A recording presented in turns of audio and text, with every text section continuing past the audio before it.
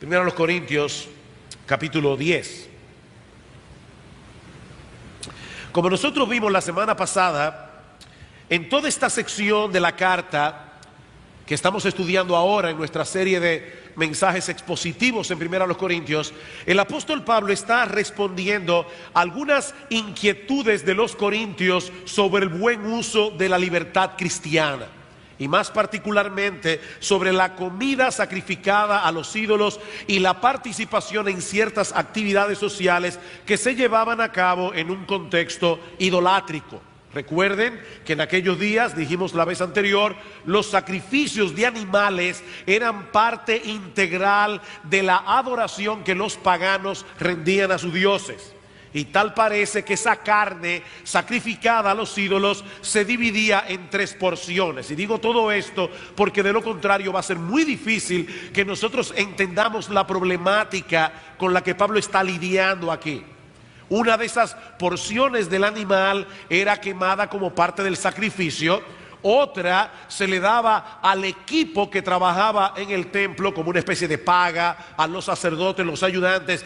Y la otra parte del animal era vendida a un precio más bajo o era consumida por los adoradores en una especie de banquete que no solo tenía una connotación religiosa, sino también social. De manera, mis hermanos, que en aquellos días los templos no solo funcionaban como lugar de adoración, sino también como carnicerías y como lo que serían el equivalente de un restaurante en el día de hoy. De hecho, algunos templos paganos tenían salones especiales arreglados para ese uso. La pregunta que Pablo parece responder en los capítulos 8, 9 y 10 es si era lícito para un cristiano participar de ese tipo de actividades o comprar de la carne que fue sacrificada a los ídolos. Ahora, yo quiero hacer un esfuerzo por meterte en la historia. Y yo quiero que tú hagas uso ahora en la mañana de tu imaginación. Imagínate por un momento que estamos en el primer siglo de la era cristiana. Imagínate que tú eres miembro de la iglesia en Corinto y que debes tomar una decisión al respecto. Aquí tienes un pedazo de bistec que fue sacrificado a Artemisa a 140 pesos la libra. Y aquí tienes otro pedazo de bistec que vino directamente de la carnicería, 60 pesos más caro por libra. ¿Qué harías tú? O imagínate que uno de tus clientes más importantes en la empresa te invita a su cumpleaños, pero en la tarjeta de invitación señala que la fiesta se llevará a cabo en el templo de Esculapio, un dios que se adoraba en Corinto, donde aparte de la fiesta en sí se harán algunos sacrificios en honor de Esculapio. Es un buen cliente, es un cliente importante. La pregunta es, ¿tú eres miembro de la iglesia en Corinto? Estamos en el primer siglo. ¿Qué harías tú? A 160 pesos la libra, el bistec ofrecido a Artemisa. A 200 pesos la libra el otro. ¿Qué harías tú? ¿Asistirías a la fiesta de cumpleaños de este cliente? Bueno, yo me imagino que algunos cristianos resolverían el asunto pensando de esta manera: un ídolo nada es, porque el ídolo que representa esa imagen no existe en realidad. Solo hay un Dios vivo y verdadero. Y tendrían razón. Si la imagen de un ídolo no representa ninguna deidad real, los templos consagrados en honor de esos ídolos son paredes de ladrillo y de madera y nada más. No hay nada importante allí. El problema es que algunos miembros de la iglesia en Corinto no veían las cosas de ese modo. Imagínate a un nuevo creyente recién salido de ese mundo pagano, para quien la idolatría todavía era un problema real. Por otra parte, estas celebraciones que se llevaban a cabo en los templos paganos solían desarrollarse en un contexto de liviandad moral que podía llegar a ser un peligro para cualquier cristiano, aparte de lo confuso que podía ser ver a un creyente supuestamente que había salido del paganismo, una persona convertida a Cristo, participando de una actividad en un culto de ídolos. Eso definitivamente podía prestarse a confusión.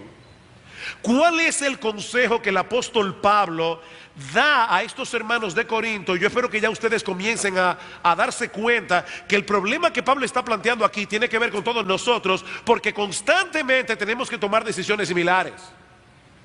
¿Cuál es el consejo que el apóstol Pablo les da? El consejo es muy sencillo: antepongan el amor a sus derechos y a su libertad. No es complicado, ¿verdad que no? Antepongan el amor a sus derechos y a su libertad. Cuando te encuentres en una encrucijada como esta en tu vida cristiana, la pregunta que tú debes hacerte no es: ¿tengo derecho a hacerlo? ¿Es parte de mi libertad cristiana? No, esa no es la pregunta. Y hermanos, es muy importante que entendamos eso. Esa no es la pregunta. Esa es la pregunta incorrecta. Pregúntate mejor si lo que vas a hacer puede ser de tropiezo a otros, sea cristiano o no, y si puede poner en peligro la salud espiritual de tu alma. Esa es la pregunta. Esa es la pregunta. El amor debe gobernar tu libertad. El amor debe gobernar tus derechos. No puede ser al revés. Lamentablemente, algunos miembros de la iglesia en Corinto no estaban dispuestos a ser tan quisquillosos. No. Después de todo, ellos eran cristianos. Eran maduros en su fe. Ellos no veían peligro alguno en exponerse a ciertas cosas. Y es en ese contexto que Pablo les trae las advertencias que encontramos en los versículos 1 al 13 de 1 Corintios capítulo 10. Tomando como punto de partida algunos episodios de la historia de Israel, donde durante el Éxodo Pablo les hace ver que estos judíos que salieron de la esclavitud en Egipto también disfrutaron de muchos privilegios. Pero ¿saben qué? No les sirvieron de nada.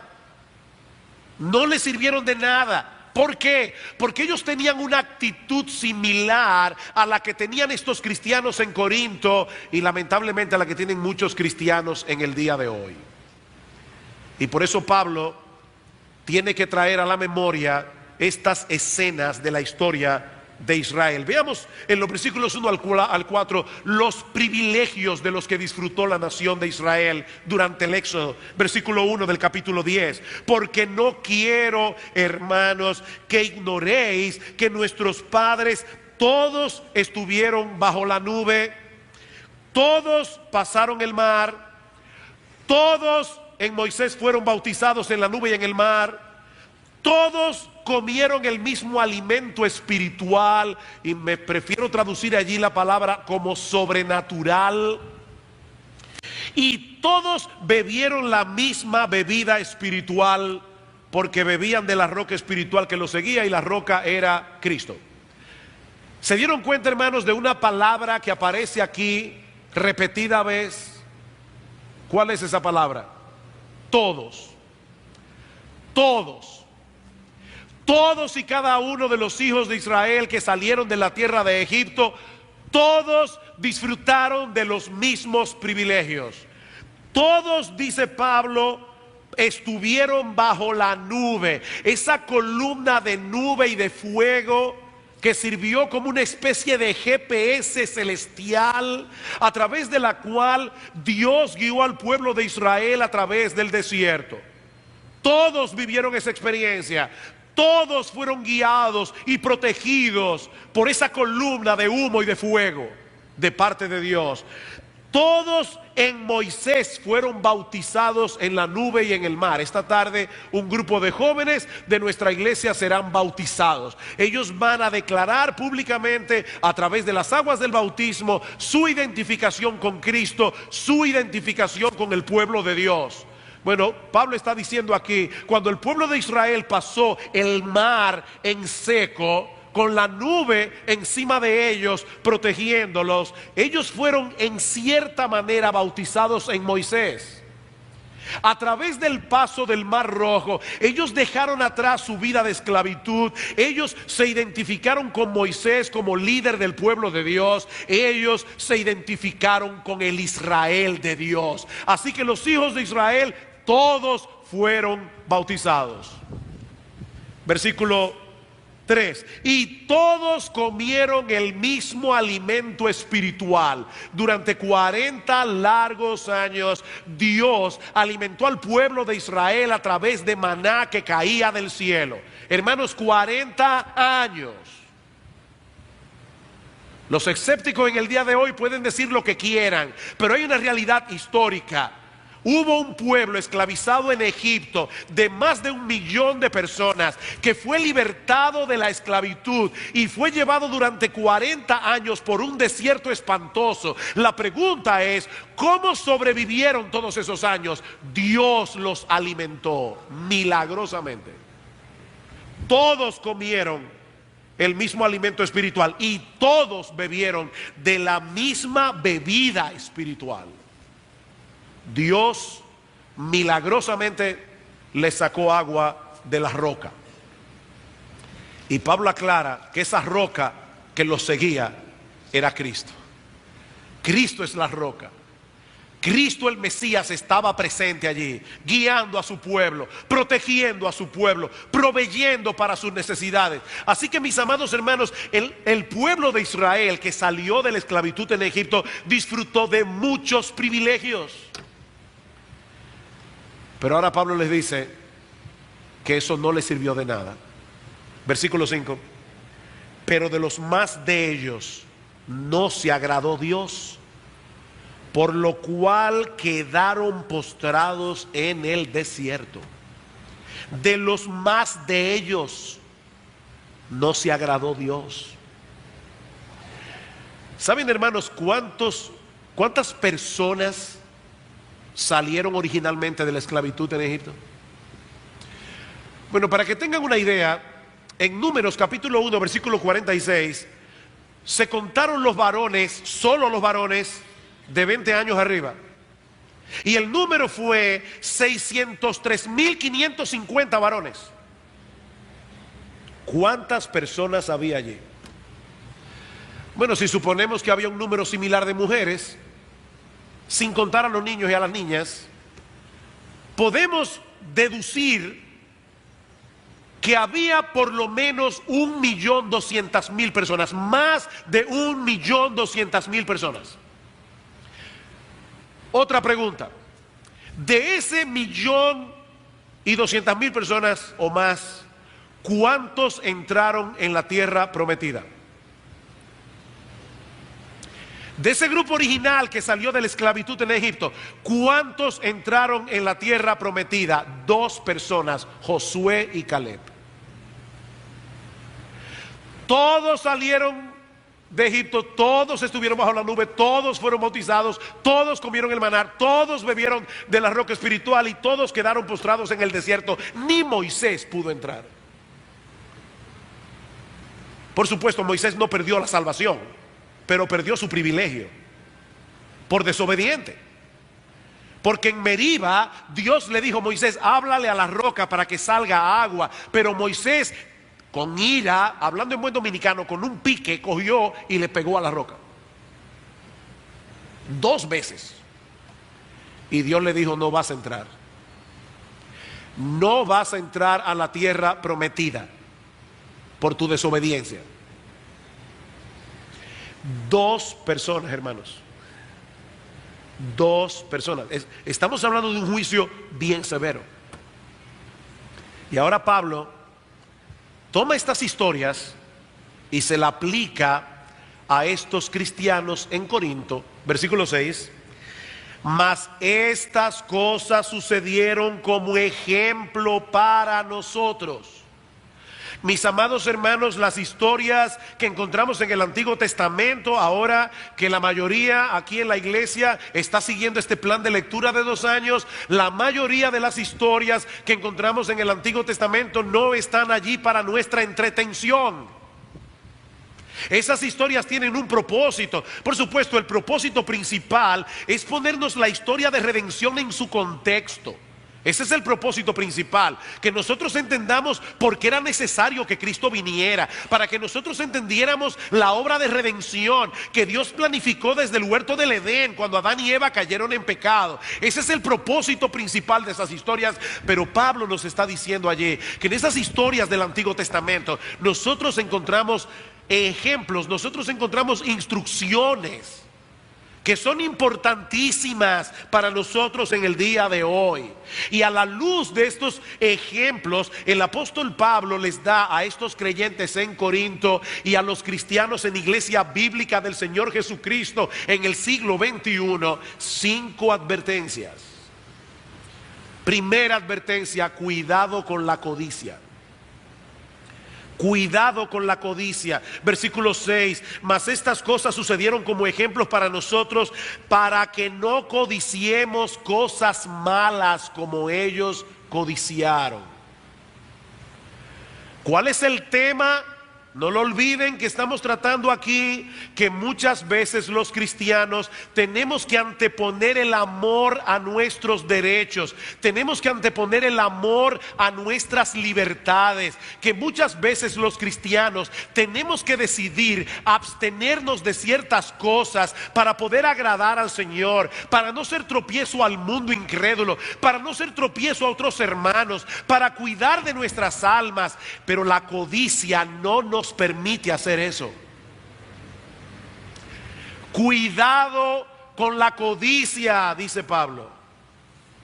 A pesar de todos los privilegios que los judíos tuvieron, a pesar de todas las manifestaciones del amor, el cuidado, el poder de Dios, ¿qué sucedió con los israelitas en el desierto? Dice en Números capítulo 11 que tuvieron un vivo deseo. Y los hijos de Israel volvieron a llorar y dijeron: ¿quién nos diera a comer carne? Nos acordamos del pescado que comíamos en Egipto de balde. ¿Ustedes están escuchando eso? Nos acordamos del pescado que comíamos en Egipto de balde. De balde. Ellos eran esclavos de Faraón. Ellos tenían una dura servidumbre. De hecho, cuando Dios llamó a Moisés para que fuera a libertar al pueblo de Israel, una de las cosas que Dios le dice a Moisés es: yo he escuchado el clamor de los hijos de Israel, ha subido a mis oídos. Ellos habían clamado a Dios que los librara de esa esclavitud. Pero ¿saben qué? La codicia nubla la razón. Hermanos, la codicia nos hace tontos. Hay un cuento de este escritor ruso, Leo Tolstoy, de un individuo llamado Pajón, nombre ruso, que todo su deseo era tener un pedazo de tierra. Y para hacer la historia larga corta, un hombre rico le dijo: mira, ahí están mis campos, yo voy a hacer algo contigo, sal corriendo y toda la tierra que tú abarques será tuya, pero tienes que volver aquí antes de que caiga el sol. El hombre comenzó a correr y a correr y a correr, y veía ya que se estaba poniendo el sol, pero quería más tierra y más tierra y más tierra. Y cuando se dio cuenta que ya iba a ser muy difícil y que tenía que regresar, comenzó a correr como un loco hacia el punto de partida, y fue tal el esfuerzo que cayó muerto. Y alguien curiosamente le preguntó, y por fin, ¿cuánta tierra consiguió? 7 metros, le dijeron, donde lo enterraron. La codicia nubla la razón. Mis hermanos, la codicia es un pecado tan peligroso que nos lleva a editar nuestras memorias. Los judíos editaron sus memorias. Ellos solamente recordaban en ese momento las cosas que ahora los hacían miserables. Olvidaron la esclavitud y sobre todas las cosas, mis amados hermanos, olvidaron las grandes bendiciones que Dios les había dado sin merecer. Ellos decían, ay, nos acordamos del pescado, de los pepinos, los melones, los puerros, las cebollas, los ajos, y ahora nuestras almas se seca, pues nada sino este maná ven nuestros ojos. Era maná y maná.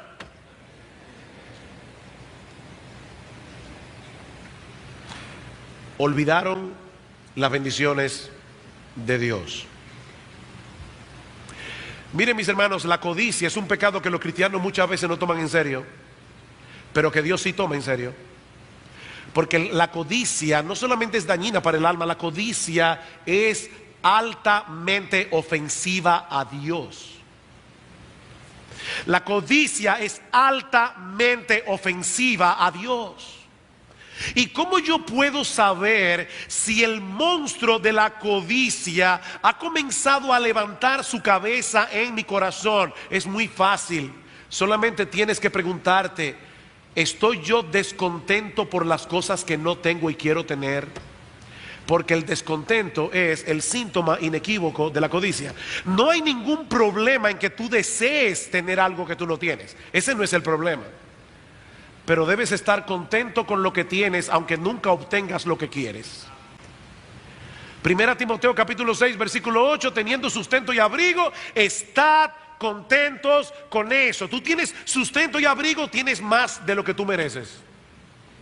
Hebreos capítulo 13, sean vuestras costumbres sin avaricia, contentos con lo que tenéis ahora, no mañana, no lo que yo deseo, contentos con lo que tenéis ahora. Mis amados hermanos, tan pronto percibas en tu corazón ingratitud, descontento, amargura por lo que no tienes, en tu corazón hay codicia. Y la única manera en que tú puedes aplastarle la cabeza al monstruo de la codicia es recordando las bendiciones de Dios que tú tienes cada día sin merecerlas.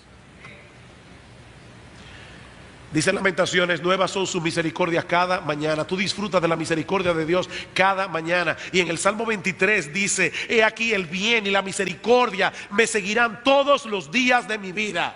Y una persona a quien la misericordia y el bien de Dios lo están persiguiendo todos los días de su vida, no tiene ni una sola razón para estar descontento. Cuidado con la codicia. La raíz de todos los males es el amor al dinero. Eso es una maldición. El dinero no es una maldición. El dinero puede ser una gran bendición si se usa correctamente, pero el amor al dinero es una maldición. Cuidado con la codicia, cuidado con la idolatría. Versículo 7, ni seáis idólatras como algunos de ellos. Según está escrito, se sentó el pueblo a comer y a beber y se levantó a jugar. Y allí no está hablando de jugar en un sentido inocente. Es una forma, es un eufemismo que el apóstol Pablo está usando allí para referirse a fiestas orgiásticas. Pablo se está refiriendo a ese episodio en Éxodo capítulo 32, cuando los judíos se impacientaron porque Moisés tardaba en bajar del monte Sinaí, y le dijeron a Aarón, haznos dioses que nosotros podamos adorar, porque a este Moisés que nos sacó de la tierra de Egipto no sabemos lo que le haya acontecido. Y Aarón pidió al pueblo los zarcillos de oro. Cuando Moisés le preguntó, Aarón, ¿qué has hecho? Dice, no, yo no sé, yo cogí todos los zarcillos, lo metí en el fuego y salió este becerro.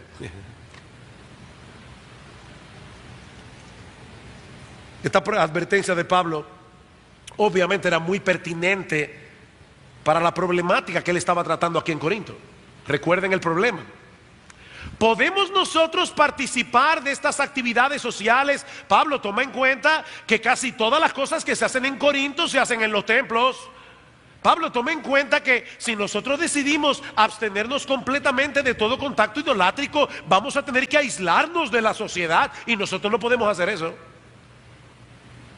Pablo dice: cuidado, cuidado, porque la idolatría no es solo idolatría. El contexto en el que se celebran esas actividades idolátricas es de mucha liviandad moral, y eso puede ser peligroso para todos ustedes. Precisamente por eso es que Pablo, en su tercera advertencia, dice: cuidado con la fornicación. Versículo 8: ni forniquemos como algunos de ellos fornicaron y cayeron en un día 23,000. El diablo siempre ha usado la inmoralidad sexual para mantener a los hombres alejados de Dios o para anular a los cristianos. Ese es un arma que el diablo siempre ha usado. En estos días estaba con un hermano y de repente este hermano está hablando y dice: yo le pido a Dios que me libre de Helio. Y le digo: Señor, ¿cuándo es que tú me vas a librar de Helio? Pero parece que Dios quiere que yo esté peleando con Helio hasta que me muera. Y ya nosotros estábamos curiosos: ¿y quién es Helio? La envidia, la lujuria, la ira y el orgullo. El diablo sabe cómo atacar. Dice en Números capítulo 25: y el pueblo empezó a fornicar con las hijas de Moab, las cuales invitaban al pueblo a los sacrificios de sus dioses. Vean otra vez esa conexión entre idolatría e inmoralidad. Y el pueblo comió y se inclinó a sus dioses. En la época de Pablo no había internet. En la época de Pablo no había televisión por cable. En la época de Pablo no salía un anuncio en periódico como el que salió esta semana en uno de nuestros diarios. Hermanos, este anuncio es sencillamente diabólico. Para los que no lo vieron, aquí aparece una jovencita que es evidentemente menor de edad. Aquí está la madre sosteniendo en sus manos un preservativo que parece haber encontrado en el cuarto de la jovencita, que por cierto es muy meritoria porque hasta medalla tiene. Y el anuncio dice: tienes derecho a disfrutar de relaciones sexuales independientemente de tu estado civil, sin miedo a embarazo o a infecciones de transmisión sexual. Y bien pequeñito dice allí: conoce, actúa y exige. A los jóvenes, hermanos, esto está en Vallas, en República Dominicana, en Vallas. Por supuesto, cuando yo vi esto, varias cosas vinieron a mi mente. Lo primero que vino a mi mente fue Romanos capítulo 13, versículo 4: sea Dios veraz y todo hombre mentiroso. A mí no me importa lo que piense Pro Familia, a mí me importa lo que piensa Dios. Y Dios dice claramente en Hebreos capítulo 13 versículo 4: sea en todos el matrimonio sin mancilla y el lecho sin mancilla, pero a los fornicarios y a los adúlteros los juzgará Dios. Dios se encargará de eso. Pero lo segundo que vino a mi mente, mis amados hermanos, es que este aviso es digno de un análisis que vaya más allá. Es digno de un análisis. Porque lo que estas personas están haciendo, ¿saben lo que es? Pasándole por encima a la cabeza a los padres, metiéndose en tu casa y diciéndole a tus hijos cómo ellos deben vivir por encima de lo que tú les digas. Y la pregunta mía es: ¿quién le dio a Pro Familia el derecho de establecer los derechos?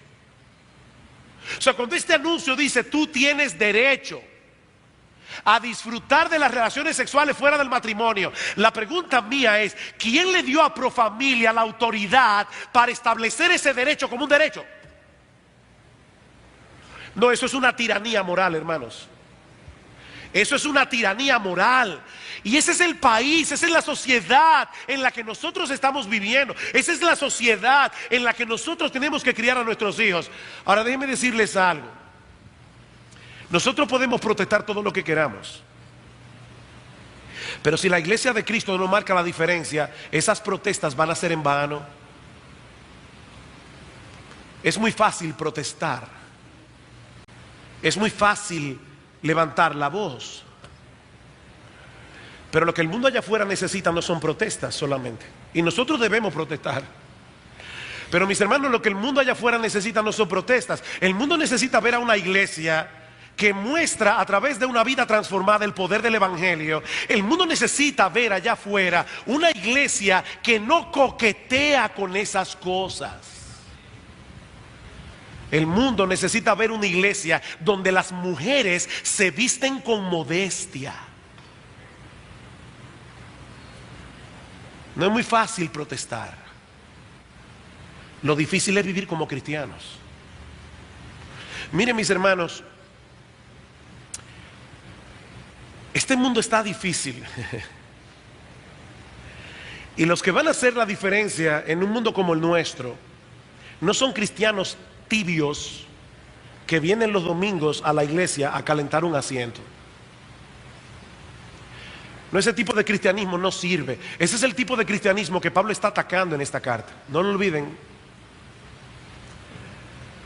Ese es el tipo de cristianismo que Pablo está evidenciando aquí. Ese tipo de cristiano que vive enarbolando la bandera de sus derechos, la bandera de su libertad, pero no están dispuestos a ejercer el dominio propio, a poner un límite a sus apetitos, a sus inclinaciones, por amor a Dios, por amor a la iglesia, por amor al mundo y por amor a su alma. Ese tipo de cristianismo no hará la diferencia.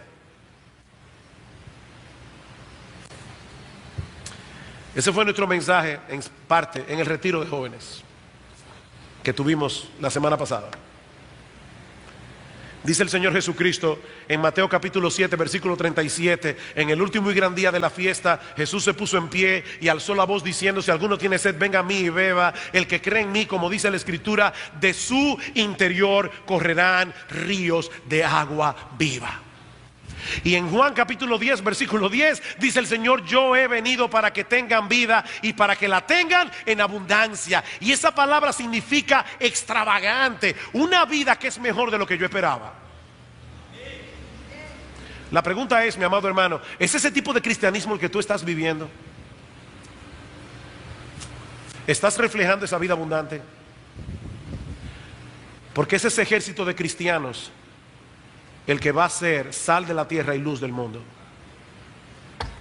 Cuidado con la fornicación, cuidado con tentar al Señor. Versículo 9, ni tentemos al Señor como también algunos de ellos le tentaron y perecieron por las serpientes. ¿Cuántas veces el pueblo de Israel en el desierto probó la paciencia del Señor? ¿Ustedes han visto esos muchachos que prueban a sus padres? Esos muchachos que tratan de ver hasta dónde, qué tan lejos pueden llegar en la desobediencia sin ser disciplinados. Hay cristianos que son así.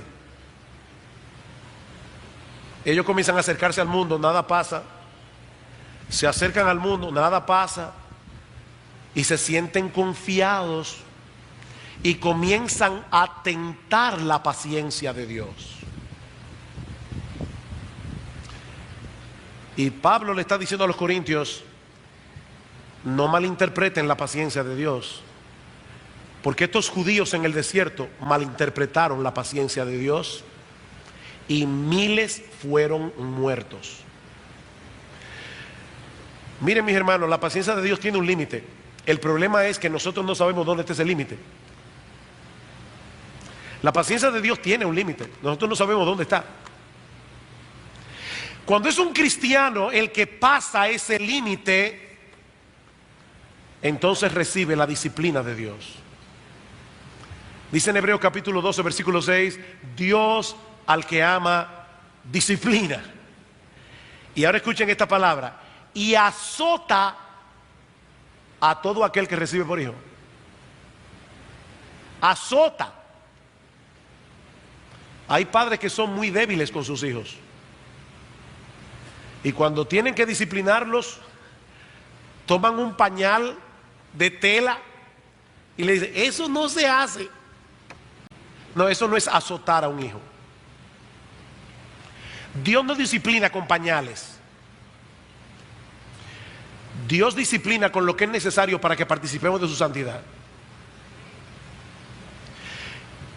Y Pablo más adelante va a decir a estos hermanos en Corinto que ya algunos de ellos habían sido disciplinados. En 1 Corintios capítulo 11, versículo 30, hablando de cómo algunos corintios participaban de la cena del Señor en una manera inapropiada, dice: por lo cual hay muchos enfermos y debilitados entre vosotros, y muchos duermen. Dios le quitó la vida a Ananías y Zafira. Traspasaron ese límite. ¿Quiere decir eso que toda persona que se enferma es por un castigo de Dios? No, de ninguna manera. En Filipenses capítulo 2, Pablo dice de Epafrodito que enfermó por la obra de Dios, y dice que estuvo casi expuesto a la muerte. Y al mismo Timoteo tiene que decirle: Timoteo, usa un poco de vino por causa de tu estómago y de tus frecuentes enfermedades. No, no toda persona que se enferme es por un castigo de Dios. Pero mis amados hermanos, esa realidad no elimina la enseñanza bíblica de que Dios muchas veces enferma como disciplina.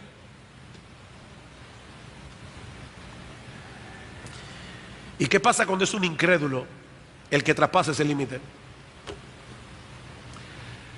Bueno, te voy a responder con Hebreos capítulo 10, versículo 31. Horrenda cosa es caer en las manos del Dios vivo. Hay personas que escuchan el Evangelio, saben que la Biblia es la palabra de Dios, saben que es la verdad, pero están probando la paciencia de Dios. Hasta un día. Hay un día en que una persona sin saberlo cruza una raya, y horrenda cosa es caer en las manos del Dios vivo. Por último, Pablo dice: cuidado con la murmuración. Cuidado con la murmuración. Versículo 10: ni murmuréis, como algunos de ellos murmuraron y perecieron por el destructor. Después de la rebelión de Coré, Datán y Abiram, y aparentemente Pablo está haciendo referencia a esa escena, dice que al día siguiente, Números 16, toda la congregación de los hijos de Israel murmuró contra Moisés y Aarón, diciendo: vosotros habéis dado muerte al pueblo de Jehová. Murmuraron contra Moisés, y dice que perecieron por el destructor. Así como decíamos de la codicia, mis amados hermanos, muchos cristianos toman la murmuración como un pecado ligero. Dios no lo toma a la ligera. Dios no lo toma a la ligera, porque Dios sabe que la codicia es altamente nociva. La murmuración, perdón, es altamente venenosa y profundamente ofensiva a Dios. Cuando tú te quejas, tú estás poniendo en dudas la bondad, el amor, la sabiduría de Dios. No, pastor, usted no me está entendiendo. Yo no me quejo de Dios, yo me quejo de mi marido, o de mi esposa, o de los hermanos de la iglesia. O pastor, de quien yo me quejo es de ustedes, los pastores de la iglesia, y de los diáconos. No es de Dios. Mi amado hermano, mi amada hermana, no te engañes a ti mismo. ¿Quién controla tus circunstancias? ¿Quién controla a tu marido, a tu esposa, a los pastores, a los diáconos y al mundo entero? Es Dios. Cuando tú te quejas de tus circunstancias, tú te estás quejando del Dios que las gobierna. Te estás quejando de Dios. Y para Dios eso es altamente ofensivo. Era Dios que había puesto a Moisés y Aarón como líderes en el pueblo. Y estos israelitas no tuvieron reparos en murmurar contra ellos, y Dios lo tomó a título personal. Ahora, no pierdan de vista algo, hermanos. Tan pecaminoso es murmurar como prestar oído a la murmuración. Las dos cosas son igualmente pecaminosas. Yo no voy a hacer este ejercicio hoy aquí de ninguna manera, pero yo estoy seguro que si yo pidiera en este momento a todos los miembros de Iglesia Bíblica del Señor Jesucristo que levantaran su mano, todos los que quisieran tener una iglesia libre de murmuración, yo creo que todos levantarían la mano. Dudo mucho que un cristiano diga, no, a mí me fascina una iglesia llena de chisme. No, yo lo dudo. Todos levantarían la mano. Ok, ya que tú levantarías la mano y tú quisieras tener una iglesia libre de murmuración, déjame decirte que eso es posible. Solo tienes que hacer dos cosas. Una, deja de murmurar. Deja de murmurar.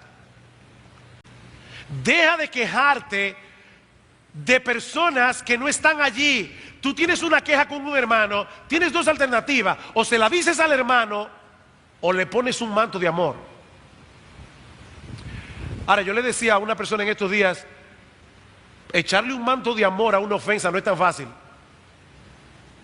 Cuando yo era muchacho, a mí me encantaba leer a Gustavo Adolfo Bécquer. Yo no puedo entender cómo es que un hombre que podía escribir poesías tan hermosas. ¿Qué es poesía? Me preguntas cuando clavas tu pupila en mi pupila azul. ¿Qué es poesía? Y tú me lo preguntas, poesía eres tú. ¿Cómo un individuo que podía escribir versos así escribía cuentos tan terroríficos? Yo no sé cuántos de ustedes han leído los cuentos de Bécquer, pero yo los leía cuando era inconverso y dormía con los pies agarrados de noche. Había uno en particular de una muchacha que fue dejada por el novio en el altar, y cada vez que la enterraban y le echaban tierra encima, la muchacha sacaba la mano. Yo me acuerdo leyendo ese cuento de noche. ¿Sabes una cosa? Las ofensas, cuando tú las entierras, tratan de sacar la mano. Ellos después se dieron cuenta finalmente que lo que la muchacha quería era que el novio le pusiera el anillo de compromiso. Desde que le puso el anillo de compromiso al cadáver, bajó la mano y se quedó enterrada. Cuando tú dices, yo voy a tirarle un manto de amor, tú tienes que saber que tú estás entrando en una batalla en tu corazón, porque el diablo tratará por todos los medios posibles de traer a tu memoria esa ofensa una y otra vez, y tú vas a tener que decirte a ti mismo una y otra vez, yo le eché un manto de amor, lo que ese cristiano me hizo, lo que ese hermano de la iglesia me hizo, esa ofensa ya fue pagada por Cristo en la cruz del Calvario. Entiérralo.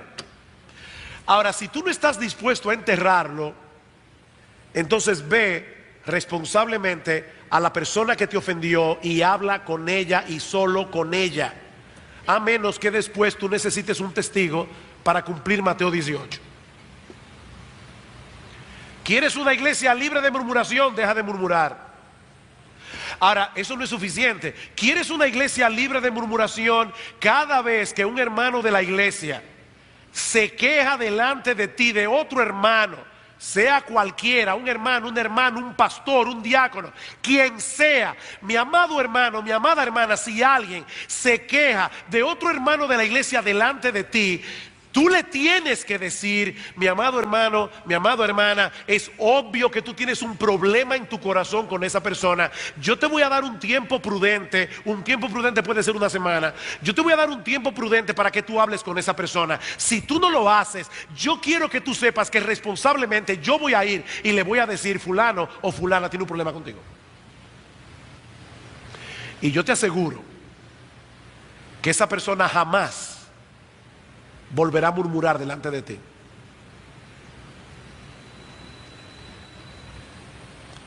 Cuidado con la murmuración.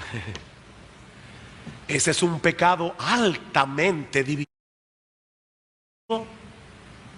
Es un pecado altamente ofensivo a los ojos de Dios. Dice la Biblia que hay 6 cosas que odia el Señor, y una de ellas es el que siembra discordia entre hermanos. Dios abomina eso. A Dios le repugna la murmuración. He aquí 5 advertencias. Cuidado con la codicia, cuidado con la idolatría, cuidado con la fornicación, cuidado con tentar al Señor, cuidado con la murmuración. Y ahora Pablo dice en el versículo 11, y estas cosas les acontecieron como ejemplo al pueblo de Israel, y están escritas para amonestarnos a nosotros, a quienes han alcanzado los fines de los siglos. Así que el que piensa estar firme, mire que no caiga. Mira, mi querido hermano, yo no sé cuántos años tú tienes en la iglesia de convertido. Yo no sé en cuántos ministerios tú has estado y en cuántos estás involucrado. Yo no sé cuánta Biblia tú conoces, cuántos libros de teología tú has leído. No coquetees con el pecado. No coquetees con el pecado. Pablo dice en el versículo 27 del capítulo 9, yo golpeo mi cuerpo y lo pongo en servidumbre, no sea que habiendo sido yo heraldo para otros, yo mismo venga a ser eliminado. Los pastores no estamos inmunes. No coqueten con el mundo. No coqueten con el pecado. No participes en ninguna actividad que pueda poner tu alma en peligro. Absteneos de toda especie de mal. Pero finalmente, y ya con esto sí concluyo, Dios conoce el alma humana. Y Él sabe que muchas veces los que más se inquietan con estas advertencias son los que menos deberían inquietarse.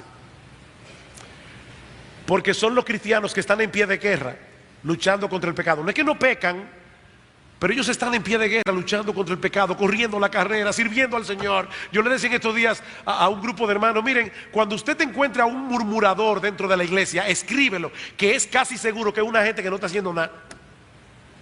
El que está sirviendo activamente en la iglesia no tiene tiempo para murmurar, él tiene demasiadas cosas que hacer. Pablo sabía, y Dios también, que necesitaban ahora alentar a algunos hermanos de la iglesia en Corinto, a estos hermanos de conciencia sensible, y por eso termina con una nota gloriosa: no os ha sobrevenido ninguna tentación que no sea humana. Hermanos, qué grandioso es eso. ¿Tú sabías eso? Que cuando el diablo te va a tentar, Dios supervisa la tentación, y si Él sabe que esa tentación es más fuerte que tú, Dios no lo permite. No os ha sobrevenido ninguna tentación que no sea humana, pero fiel es Dios, que no os dejará ser tentado más de lo que podéis resistir. Salmo 129. Como Jerusalén tiene montes alrededor de ella, así Jehová está alrededor de su pueblo y los defiende. Dios está supervisando lo que llega a tu vida. Y dice, no, mi hijo no puede con esto, y te lo quita de en medio. No os ha sobrevenido ninguna tentación que no sea común a los hombres. Créeme, mi hermano, las tentaciones que tú tienes las tengo yo, las tiene él, las tiene aquel. Diferentes, cada cual según su propia concupiscencia, pero tan dura es la tentación de aquel y la tentación de aquel otro. Y puede estar hablando también de las pruebas, es una palabra neutra, de las tentaciones del diablo o de las pruebas que Dios envía. No os ha sobrevenido ninguna tentación que no sea humana. Fiel es Dios, que no os dejará ser tentados más de lo que podéis resistir, sino que dará también juntamente con la tentación la salida para que podáis soportar. Qué gran Dios tenemos. Mira, mi hermano, si tú estás en pie de guerra en tu lucha contra el pecado, si tú estás haciendo uso de los medios de la gracia que Dios ha provisto para guardarte, si tú estás perseverando en gracia, si tú estás sirviendo al Señor en la expansión de su reino, sirviendo en tu iglesia, Sigue corriendo la carrera, hermano, con confianza. Tú vas a terminar. Tú vas a terminar tu carrera. No desmayes. No desmayes. Dios es fiel. Dios es fiel. Y Pablo no está diciendo eso obviamente para que ahora nos descuidemos, todo lo contrario. Él acaba de darnos todas estas advertencias, pero él está diciendo Dios es fiel. Dios es fiel.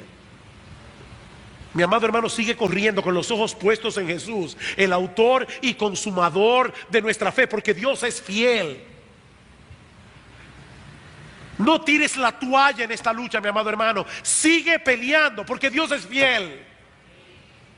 A veces uno piensa, Señor, yo tuve esta tentación tan dura en el día de hoy y tuve victoria, pero tengo miedo de caer mañana, tengo miedo de apostatar, tengo miedo de abandonar tus caminos. Mi amado hermano, si tú tienes miedo a la apostasía, si tú tienes deseos de agradar al Señor, si tú vives para Cristo, Dios es fiel.